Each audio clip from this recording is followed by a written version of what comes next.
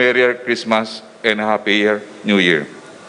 Ang sabi nga po ng Presidential Advisor for Entrepreneurship, Joey Concepcion, ang Pilipinas ang isa sa pinakaligtas na lugar sa buong mundo na maaaring puntahan upang magdiwang ng Pasko. Nakikiisa kami sa paniwalang ito ni Sir Joey. We will definitely have a better, safer, and healthier Christmas this year. Muli, maraming salamat sa inyong pagsuporta sa unang yugto ng ating National Vaccination Days. Inaasahan namin na ganito rin ang suportang inyong ibibigay sa ikalawang yugto ng ating malawakang vaccination drive na gaganapin mula sa December 15 hanggang 17. Katulad po ng laging sinasabi ng ating mahal na Pangulo, walang maiiwan at walang iwanan. Let us open our arms and get vaccinated. Congratulations po at mabuhay po tayong lahat. That was great news from Secretary Carlito Galvez Jr. Now, ladies and gentlemen, we have come to the highlight of the program, the awarding of top-performing LGUs from Luzon, Visayas, and Mindanao. A total of 225,000 pesos worth of SM gift certificates will be given away to the winners. To award these are Secretary Francisco Duque III, Chairperson, Interagency Task Force for the Management of Emerging Infectious Diseases, Secretary Carlito Galvez Jr., Chief Implementer, National Task Force Against COVID-19, Secretary Vince Dizon, Testing Czar, and Presidential Advisor for COVID-19 Response. Undersecretary Rosemary G. Edelion, National Economic and Development Authority. Undersecretary Jonathan E. Malaya, Department of Interior and Local Government. Yusek Ireneo Vismonte, Department of Trade and Industry. And Mr. Stephen Tan, President of SM Supermalls.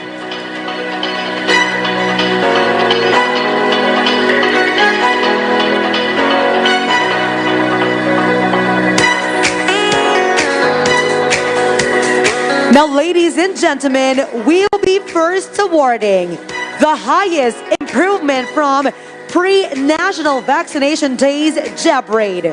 And to win 25,000 worth of SM gift certificates. The following LGUs have showcased the highest improvement in their average jab rate between their pre-National Vaccination Days accomplishment to their output during the National Vaccination Day. Ladies and gentlemen, the best city goes to General Santos with 673 jabs to be received by Yusek Malaya and team.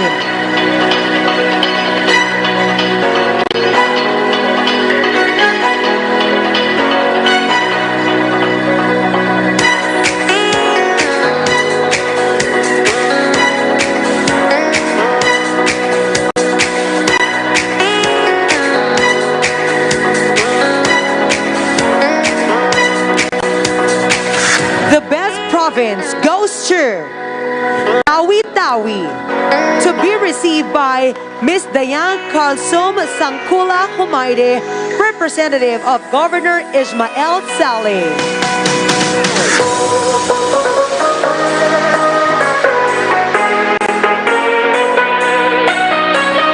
Tawi-Tawi had 2,668 jabs.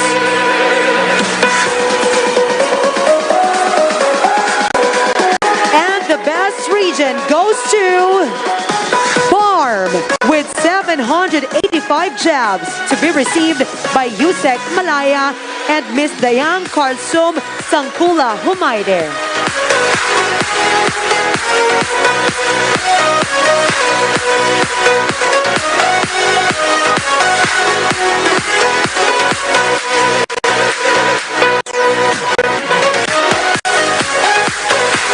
The next award is High Cumulative National Vaccination Day Jab Rate, and to win 25,000 worth of SMGC. These following LGUs administered the highest number of jabs for the 3 days of the National Vaccination Day combined.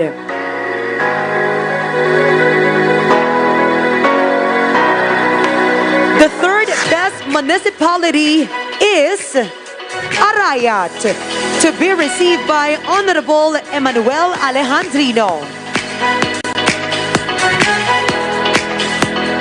Arayat had 20,955 jabs.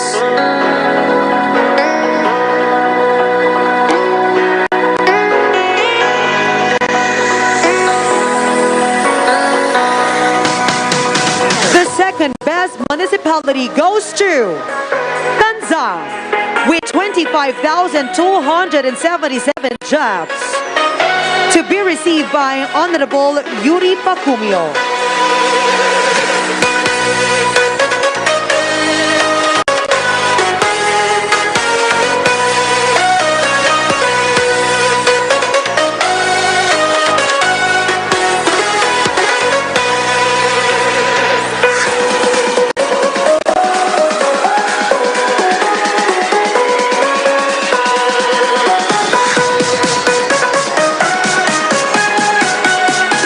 Thank you so much. And the first best municipality goes to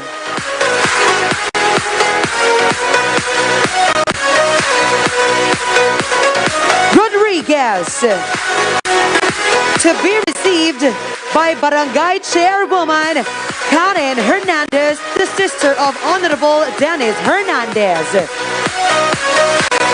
Rodriguez had 39,383 jabs.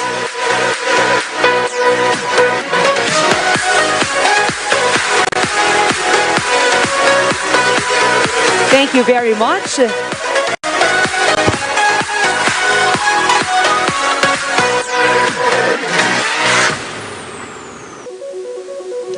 And the best city goes to Cebu City with 103,828 jabs, to be received by Attorney Matt Eric Medallia, Chief of Staff.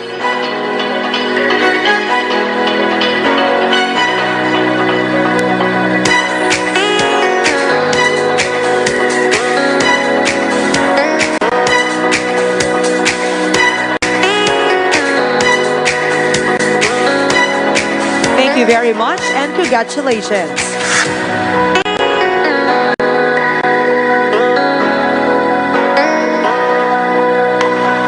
And the best province goes to Laguna with 271,989 jabs, to be received by Mayor Ramil Hernandez with Laguna Representative Ruth Mariano Hernandez.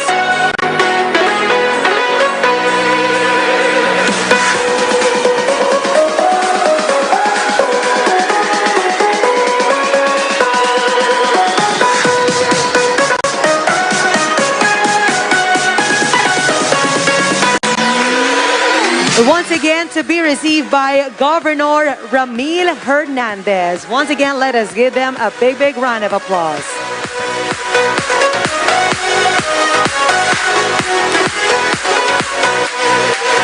Thank you very much and congratulations.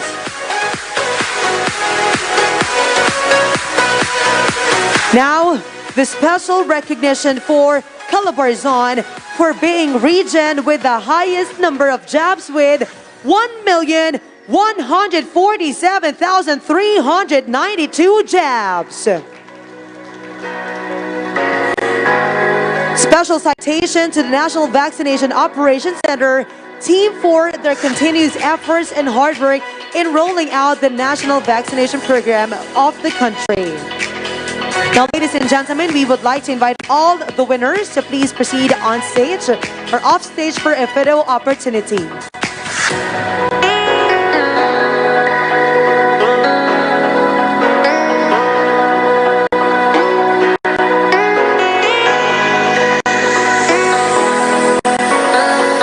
Once again, calling the representatives from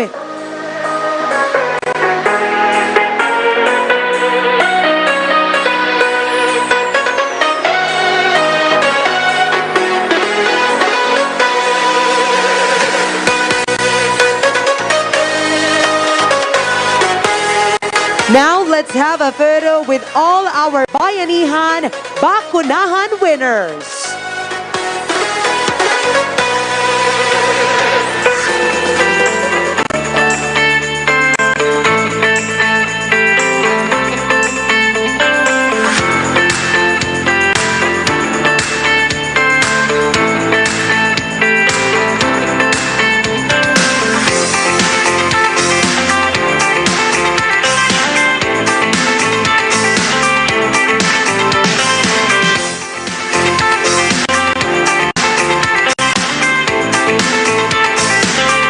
Once again, thank you very much and congratulations to all our Bayanihan Bakunahan winners. Let us give them once again a big, big round of applause.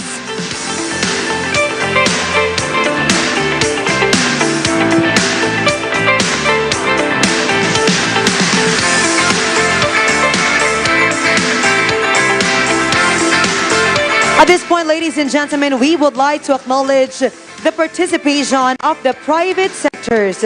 Certificates will be awarded by Secretary Duque, Secretary Carlito Galvez Jr., and Secretary Vince Dizon.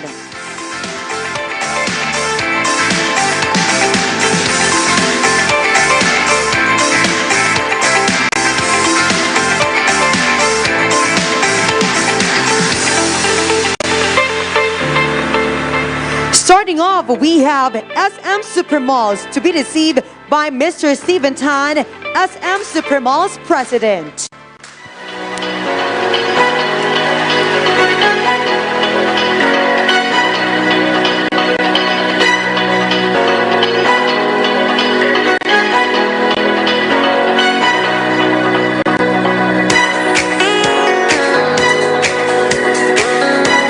We would like to request as well Secretary Nograles to join the opportunity.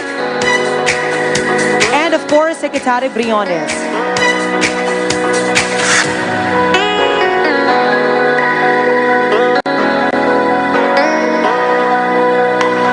Once again, eyes on the camera, please, for a photo opportunity in 3, 2, 1. Thank you very much, Mr. Stephen Tan. Next, we have McDonald's to be received by Mr. Kenneth Yang, McDonald's CEO.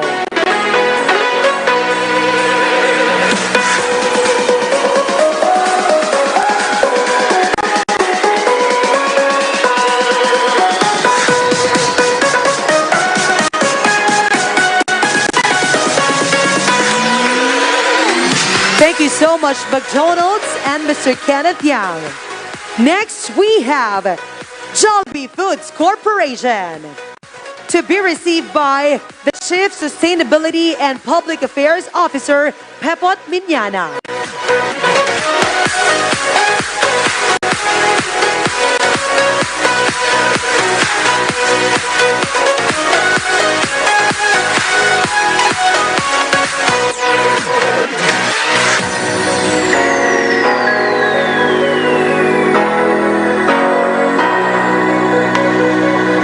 On the camera, please, in 3, 2, 1. Thank you very much, Jollibee Foods Corporation. Next, we have Grab to be received by Public Affairs Head, Attorney Bowie Bonifacio.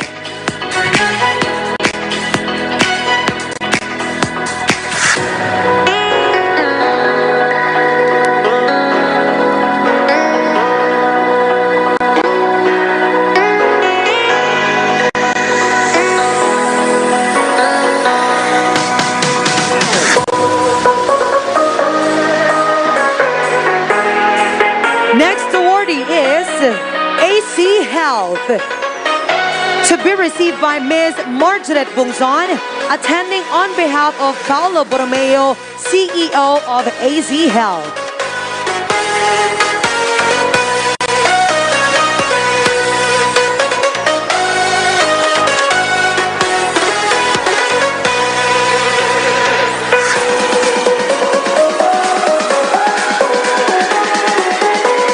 Thank you very much. And of course, we would like to acknowledge Angkas, Ayala Malls, Robinsons, Mega World, Smart, and Globe. Once again, thank you so much. And to our distinguished guests and VIPs, please be seated.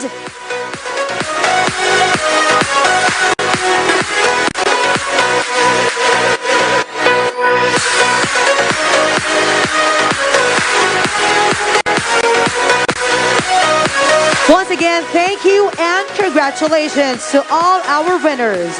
Ladies and gentlemen, we have a special message coming from Senator Bongo. Let us all watch this.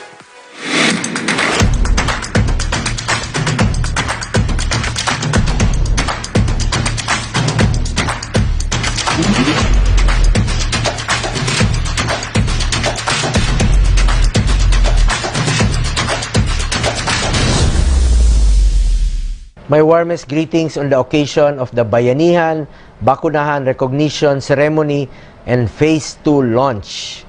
The first phase of our Bayanihan, Bakunahan was indeed a huge success. We were able to vaccinate more than 10 million individuals in its extended run as a way to stay ahead of the game against the COVID-19 pandemic.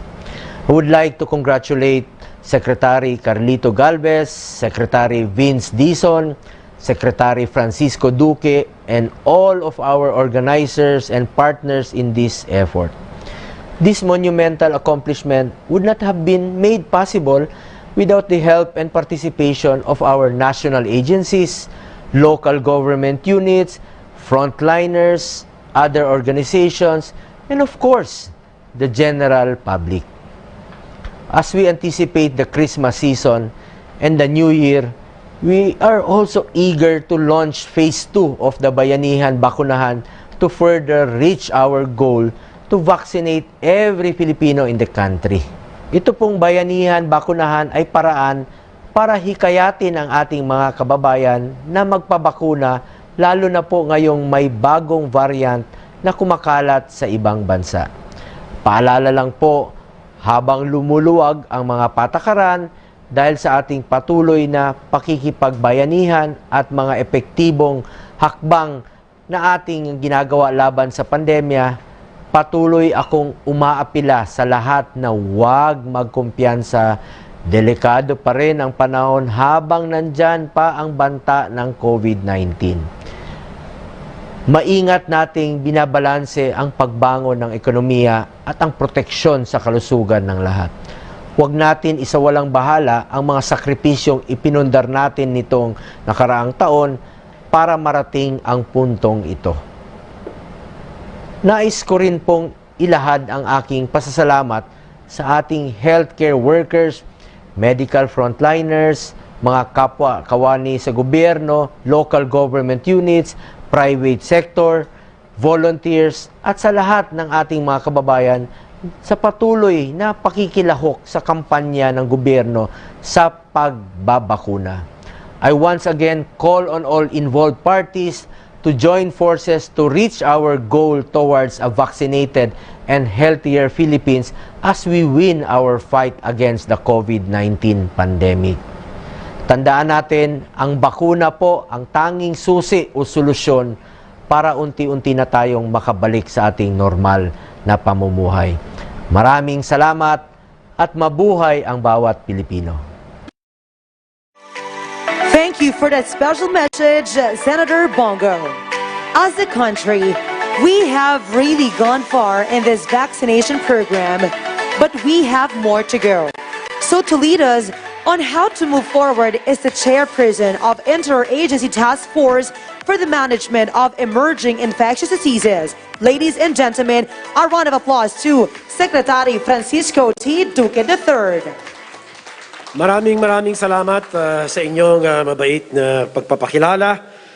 Unang-una, hayaan muna ninyong bigyan ko ng pagkilala ang akin mga kasama sa Interagency Task Force for Emerging Infectious Diseases. Walang iba po, nangunguna si CABSEC Carlo Nograles.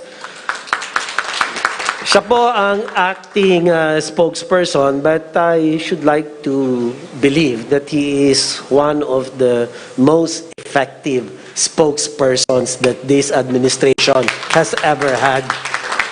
si Mr. Cool, no? And yet very professional, and you know, he inspires engagement from the public by his demeanor, and he really knows his craft, so to speak. And of course, our testing czar, not really the testing czar, but the vaccine czar. We have the NTF chairperson, Secretary Carlito Galvez Jr., again, a pride of this administration. And, you know, we are indeed fortunate as Filipinos to have really great public servants in the mold of Secretary Galvez. And of course, the team is also with his partner. I call them the Batman and Robin. No? The testing czar, Secretary Vince Dizon. Let's give him a big round of applause. You know, this guy really is a human dynamo. He never gets tired. His morning briefs with all the regional directors and CHD director, nakakalimutan ko tuloy yung si Glo Balboa. Nakakalimutan ko kasi people call her Glo Balboa, but I call her Glow with a W because, you know, she glows with a sense of committed public service. No? Thank you very much. Let's give her a big round of applause. But going back to Secretary Vince Dizon, grabe talaga to, umaga, ninanag lahat. Talagang kinukulit lahat. So, ang tawag ko nga sa kanya, the executioner. The morning executioner. And they all better watch out. Kasi talagang walang humpay, walang tigil sa kakakulit sa kanila. And the results speak for themselves. No? So, let's give him a big round of applause. And in the IATF, everybody listens to her because she is the voice of wisdom. And there's nobody else but our Education Secretary, Liling Briones. Ma'am Liling, thank you for joining us. I know how difficult it is for you to be in events like this, but in spite of that, you made sure that you will be part of this most memorable event. And of course, our gratitude also extends to the undersecretaries who are with us here today. We have Yusek Malaya, Yusek De Leon, Yusek Reneo Vismonte, Asek Bernardo Abad Santos. Nawala na si Chairman Abalos. I was going to commend the NCR for being the model region for the whole country. So let's give them a big round of applause, even if they're no longer here. Even Mayor Abalos had to beg off as she has to marry, I think, 13 couples this morning. And what a job. And of course, we have the others who couldn't join us, but I'm sure in spirit, they're very much with us today. Alam niyo po, mga kababayan, umaapaw at umaagos ang amin pong taus-pusong pasasalamat sa inyong lahat. Ang atin pong mga local chief executives, ang atin pong mga pamahalaan lokal na talagang nagpakita ng kanilang gilas, nagpakita ng kanilang sipag, nagpakita ng kanilang galing para lamang maisulong natin ang National Vaccination, 3-day massive vaccination program. At this is unprecedented. Take it from me. I was Secretary of Health in 2005 to 2010. I tell you, every time we had measles vaccination, rolling them out, polio vaccination, 5 million will take us about 3-4 months. And yet here, we jabbed almost 10 million in the extended 3-day, naging 5 days. of this massive vaccination rollout. And this is really a feat. And this is historic. Never been done before in the 130-year history of the Department of Health. And that is why we are so extremely gratified that because we have pushed the envelope. In other words, no, kakayanin naman pala natin, di ba? We got out of our comfort zones. No? And now we have proven kaya pagka nagkaisa ang ating gobyerno, pamahalaan nasyonal, pamahalaan lokal, ang malaking papel na ginagampanan po ng ating pribadong sektor. Andyan po ang McDonald's, ang Jollibee, ang Grab, ang Angkas. Hindi ko na po isa-isahin sapagkat kulang ang araw para banggitin sila isa-isa. Ngunit siguro sapat na nabigyan sila ng pagkilala at itong karanasan natin sa kanila ay sana po maulit pa natin sa iba pang mga programang pangkalusugan ng ating gobyerno. And that is why I'm really more than gratified, more than satisfied with the outcome of this program. No? So, ipagpapatuloy po natin ito. Meron tayo sa December 15 to 17. By the way, we were able to reach the first milestone of vaccinating 54 million Filipinos with the first dose by close to a little beyond the end of November. That was our target. And the second part of the first milestone, of course, is to vaccinate 54 million Filipinos with completed jab or inoculation. And I am confident that we will be able to achieve this at the rate we are going. And we have proven in the first 3 days of massive vaccination rollout, pinatunayan po natin na kaya natin ito. Mabigyan ng kumpletong bakuna ang 54 na milyon Pilipino. At sana ito po will pave the way for us to achieve the second milestone, which hopefully we will be able to accomplish early first quarter of next year. And that is reaching 77 million Filipinos with completed jobs all over the country. And the third milestone, of course, as the President's marching order has been for us to inoculate no less than 90% of the Philippine population, which is equivalent to about 99 million Filipinos, no? Before the end of the administration of President Rodrigo Roa Duterte. Alam po ninyo, ang isang taong lahat ng ating pong mga kababayan ay tingalain natin at pasalamatan natin, walang iba kundi si Pangulong Duterte, because he stood his ground, he stayed the course, he kept the team together very solidly, very cohesive team. Every day or every week na nagmi-meeting kami, talagang naka-laser focus si President Duterte na talagang dapat walang maiiwan sa atin bakunahan na ito.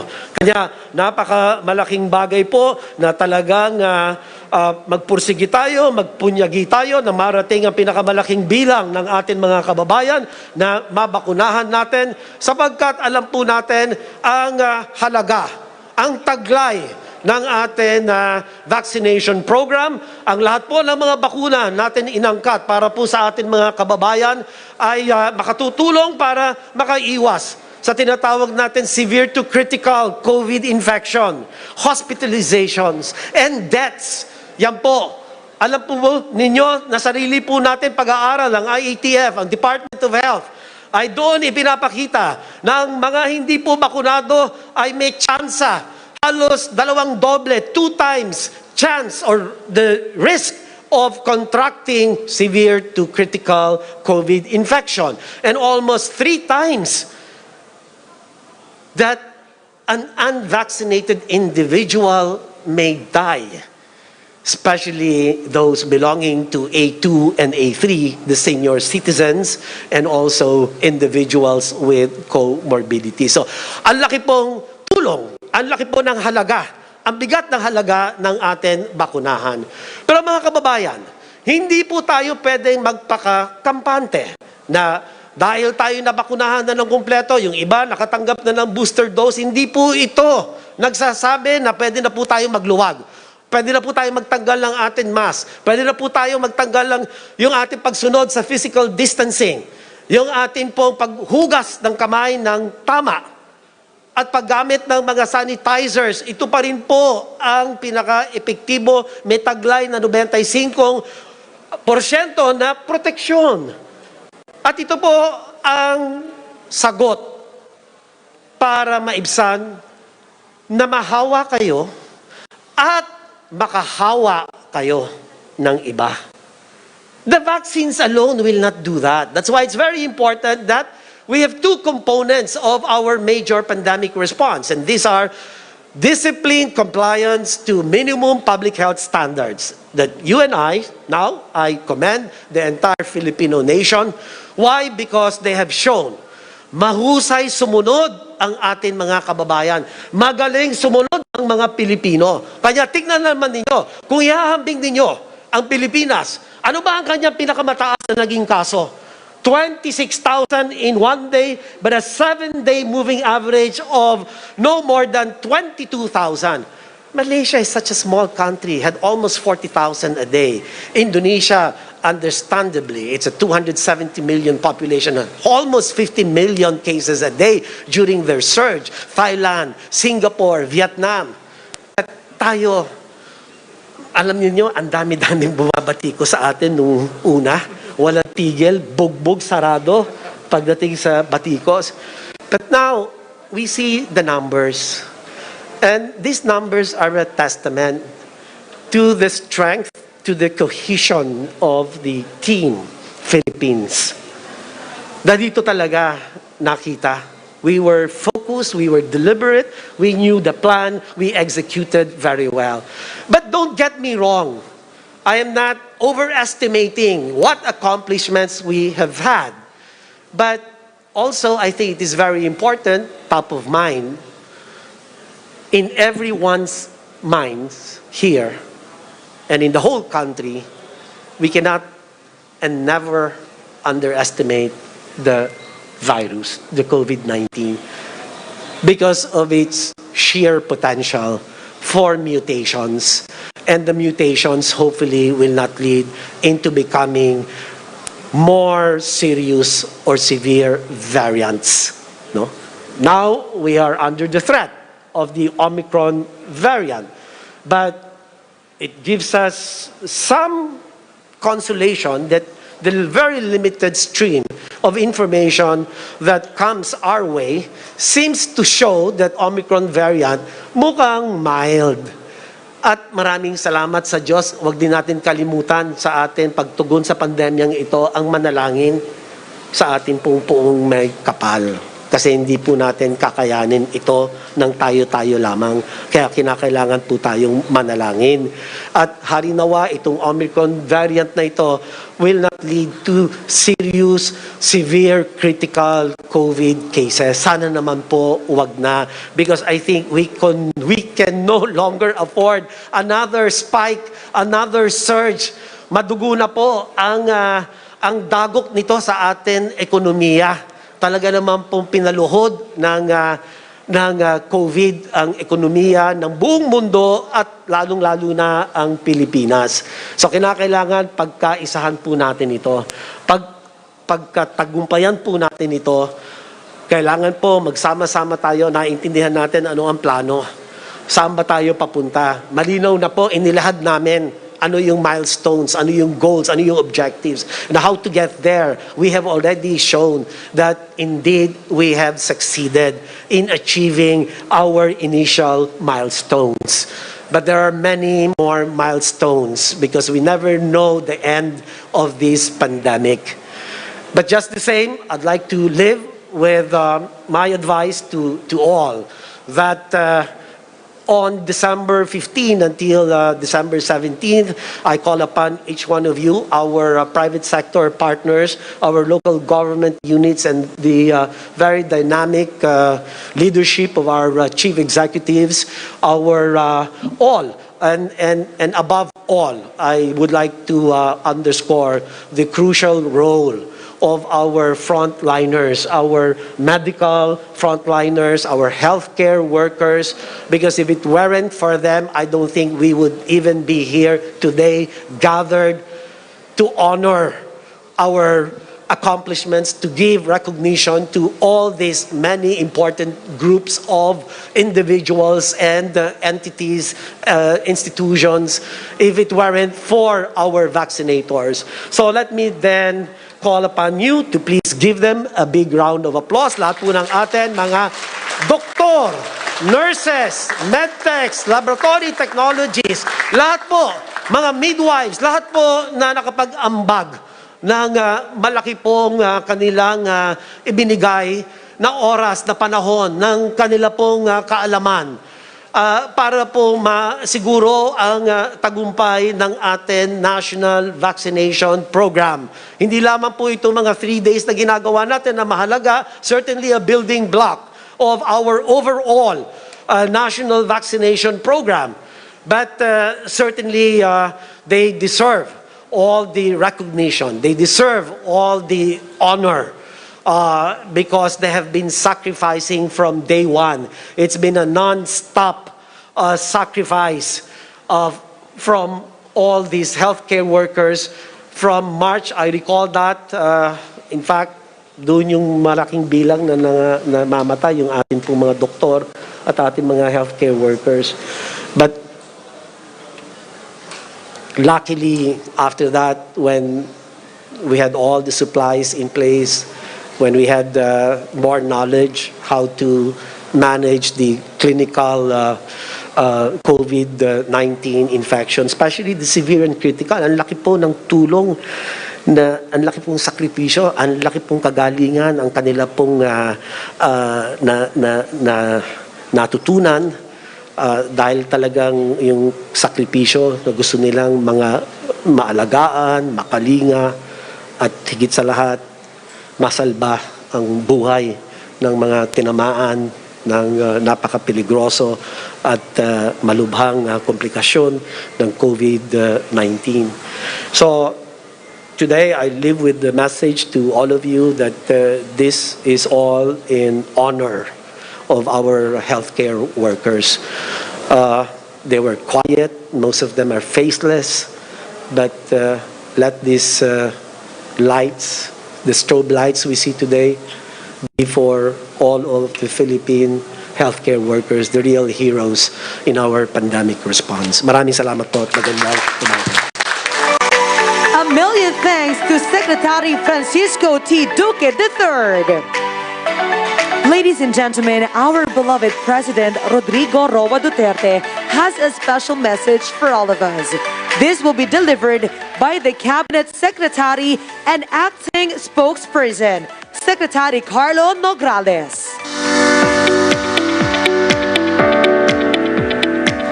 Maraming salamat po. Sa mga kapwa kong lingkod bayan, fellow workers in government na lubos na kinilala na po na mga nauna nang nagsalita. Sa ating mga kabalikat mula sa pribadong sektor na kinilala rin po natin kanina, sa mga kaibigan natin mula sa media, sa mga kababayan natin. Magandang umaga po.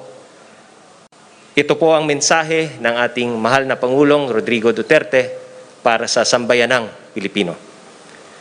My warmest greetings to the entire Filipino nation as we hold the Bayanihan Bakunahan Recognition Ceremony and launch Phase 2 of this vaccination program.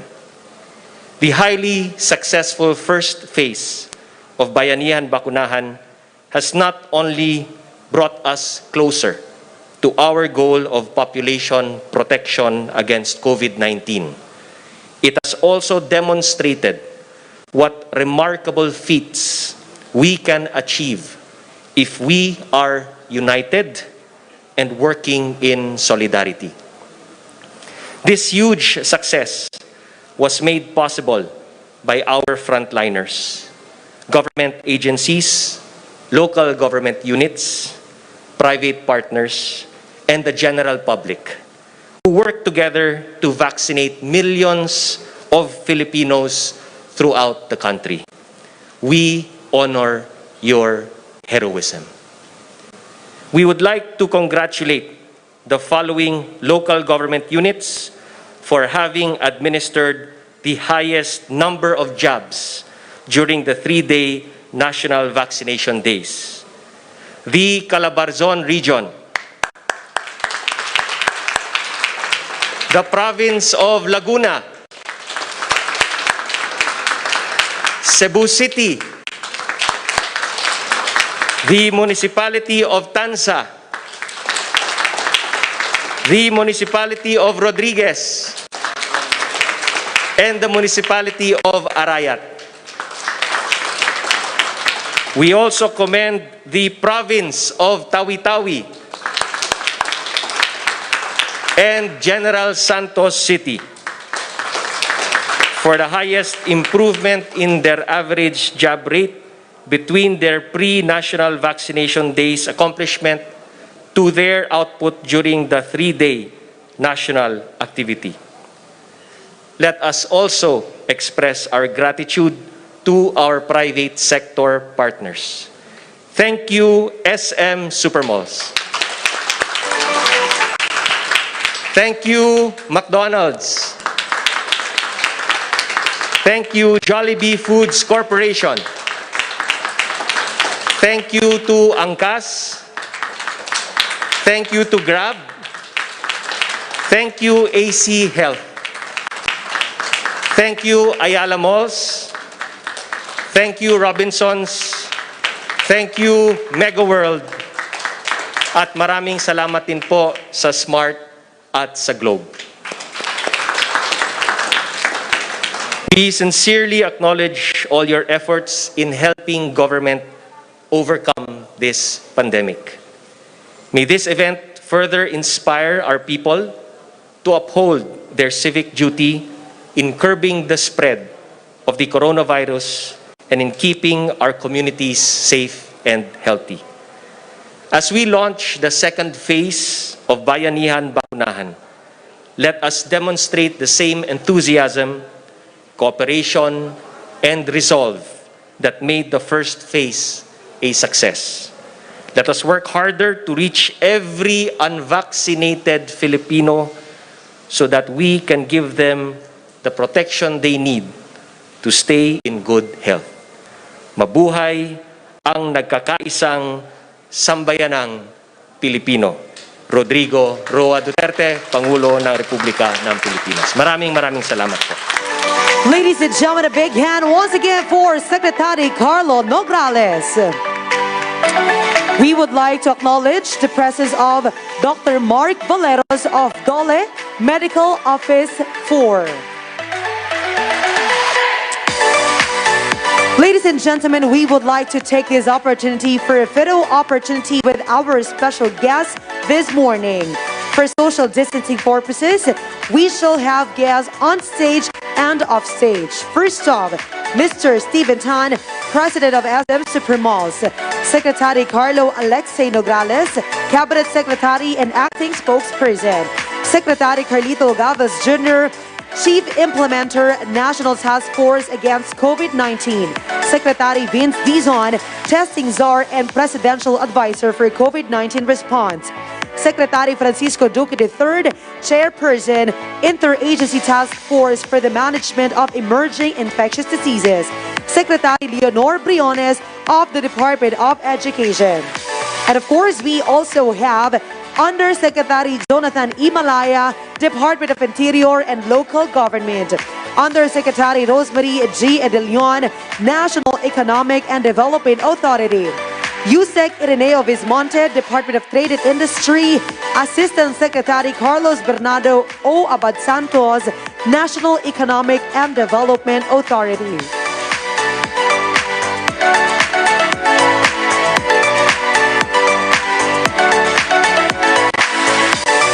Now to our media and official photographers, get ready. And to our dear guests, smile in 1, 2, 3. Another one. Eyes on the camera, please. In 1, 2, 3. One more. In 1, 2, 3. A round of applause, ladies and gentlemen. There you have it, ladies and gentlemen, the Bayanihan Bakunahan update. And you know what, ladies and gentlemen? Bayanihan Bakunahan Part 2 from December 15 to 17. And so that's more great news. This has been your host, Camila Scanio, wishing you all a happy and safe malling here at SM Megamall. Ladies and gentlemen, I leave you with a video of the Bayanihan Bakunahan Part 2. Let us all watch this. Hiwa-hiwalay man ang mga isla, lumalaban naman ng sama-sama. Noong November 29 hanggang December 1, milyon-milyong Pilipino mula Luzon, Visayas hanggang Mindanao ang nabakunahan kontra COVID-19.